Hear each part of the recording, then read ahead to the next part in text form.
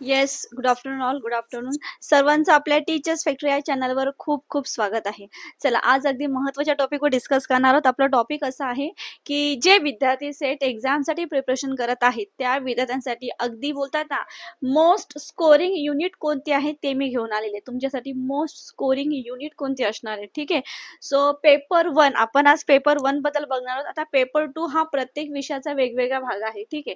कारण की तुमचं पोस्ट ग्रॅज्युएशन, तुमची मास्टर डिग्री ज्या स्पेशलाइज सब्जेक्टमधून झालेली. आता फॉर एक्झाम्पल माझं इंग्लिश लिटरेचर या विषयातून माझं मास्टर डिग्री झालेलं, माझं स्पेशलायझेशन झालेलं. तर माझा पेपर 2 माझा सिलेबस वेगळा असेल, तुमचं हिस्ट्री असेल तर तुमचा ऑफकोर्स सिलेबस हा वेगवेगळा असेल, ठीक आहे. पण पेपर 1 हा सगळ्यांसाठी कॉमन असतो. तर तो कॉमन जो पेपर आहे पेपर 1, यासाठी मोस्ट स्कोरिंग युनिट कोणते आहेत ते आपण पाहणार आहोत, ठीक आहे. आता जर बघायला गेला तर युनिट किती आहेत? 10 युनिट आहेत. किती युनिट आहेत? तर 10 युनिट आहे. आता या सगळ्यांविषयी आपण व्यवस्थितपणे पाहणार आहोत, ठीक आहे. ते पाहण्याआधी तुम्ही थोडं बघू शकतात की आपली सेटचं जर तुम्हाला प्रिपरेशन करायचं असेल पेपर 1 आणि पेपर 2, तर त्याचं अगदी व्यवस्थितपणे तुम्ही प्रिपरेशन करू शकता. आपल्या संपूर्ण एक्सपर्ट टीम सोबत लाईव्ह प्लस रेकॉर्ड बॅच आहे. फक्त रेकॉर्ड नाही तर लाईव्ह प्लस रेकॉर्ड बॅच आहे. खूप विद्यार्थ्यांना नोट्सची गरज असते, तर तुम्हाला ई बुक नोट्स सुद्धा दिलं जाणार आणि त्यातूनच तुम्हाला प्रश्न एक्झाम मध्ये रिपीट झालेले दिसणार, ठीक आहे.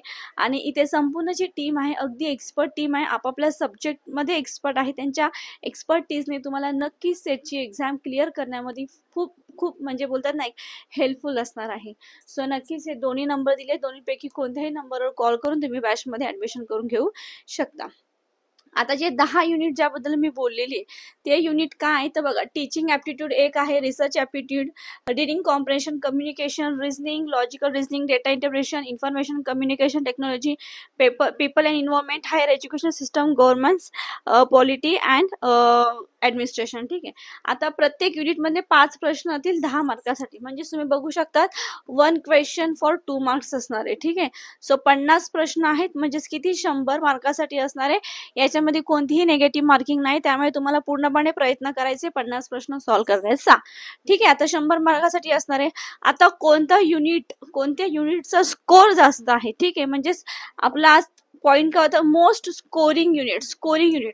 आता पहिले तर बघायला गेलात तर तुम्ही प्रत्येक युनिटमध्ये 5-5 प्रश्न आहेत, असं काहीच दिले नाही की यातले 10 प्रश्न आहेत, यातले 4 प्रश्न, यातले 3 प्रश्न. असं असतं तर ज्याच्यामधले जास्त प्रश्न विचारण्यात येणार आहे ज्या युनिटमधले, आपण त्या युनिटचा जास्त अभ्यास केला असता, ठीक आहे. पण तसं इथे सांगण्यात येत नाही. बट मोस्ट स्कोरिंग युनिट म्हणजेच कशामध्ये तुम्ही प्रश्न झटक्यात सॉल्व्ह करू शकतात. तर बघायला गेलात तर लॉजिकल रिझनिंग हा तुम्ही सॉल्व्ह करू शकतात, लॉजिकल रिझनिंग, ठीक आहे. त्याच्यानंतर रिझनिंग सुद्धा तुम्ही सॉल्व्ह करू शकतात, ठीक आहे. रीडिंग कॉम्प्रेशन हे सुद्धा जर तुमची चांगली प्रॅक्टिस असेल, वर्बल नॉन वर्बल त्यावर चांगली कमांड असेल वर्बलवर, तर ते तुम्ही चांगला व्यवस्थितपणे सॉल्व्ह करू शकतात, ठीक आहे. डेटा इंटरप्रिटेशन सॉल्व्ह करू शकतात. आता हे असे टॉपिक आहेत. आता रिझनिंग, लॉजिकल, डेटा इंटरप्रिटेशन हे जे 15 मार्काचे आहेत, सॉरी 10, 20, 30 मार्क असणारे हे जे 15 प्रश्न आहेत, हे आपण तुम्ही सेटच्या व्यतिरिक्त सुद्धा जर कोणत्या परीक्षेसाठी प्रिपरेशन करत असाल तर त्याच्यामध्ये तुम्ही रिझनिंग, लॉजिकल रिझनिंग, DI हे बघतच असलेले आहात, ठीक आहे. त्यामुळे इथे तुम्हाला जास्त वेळ देण्याची गरज पडणार नाही, ठीक आहे. आणि बघायला गेलं तर युनिट 1चा प्रत्येक टॉपिक, प्रत्येक युनिट, पेपर 1 मधला प्रत्येक युनिट हा स्कोरिंग आहे. कारण की टीचिंग ऍप्टिट्यूड हे तर तुम्हाला करणं आहे, ठीक आहे. रिसर्च ऍप्टिट्यूड, ठीक आहे. बघायला गेलं तर सगळेच युनिट तुम्हाला स्कोरिंग आहे. याच्यामध्ये कठीण असं काही नाही. कठीण तुम्हाला पेपर 2 मध्ये असणार तुमच्या विषयानुसार. सो पेपर 1 जर बघायला गेला तर हा सगळा स्कोरिंग सब्जेक्टच आहे, हा स्कोरिंग युनिटच आहे. मॅडम आम्ही कोणत्या टॉपिक नुसार सुरुवात करायची, तर तुम्ही टीचिंग ऍप्टिट्यूड ही जी लाईन दिली, ही जी सिरीज दिली, या लाईन नुसार, या सिरीज नुसारच तुम्ही तुमचा अभ्यासक्रम चालू ठेवायचा आहे, ठीक आहे. सो नक्कीच जर तुम्ही अशा पद्धतीने अभ्यास केला तर तुम्हाला 50 प्रश्न तुम्हाला अटेम्प्ट करायचे 100 मार्कासाठी. तुम्हाला याच्यामध्ये तुम्हाला धरून चालायचे की 80+ तुम्हाला जायचं आहे पेपर 1 मध्ये. पेपर 1 मध्ये 82 जर तुम्ही गेला तर पेपर 2 मध्ये, पेपर 1 मध्ये जर तुम्ही 80+ गेला आणि पेपर 2 मध्ये थोडं कमी जास्त झाला तरी तुमचे मार्क बॅलन्स होतात. बट तुम्हाला पेपर 1 खूप जास्तीत जास्त स्कोर करायचा आहे, हे मात्र लक्षात ठेवायचे.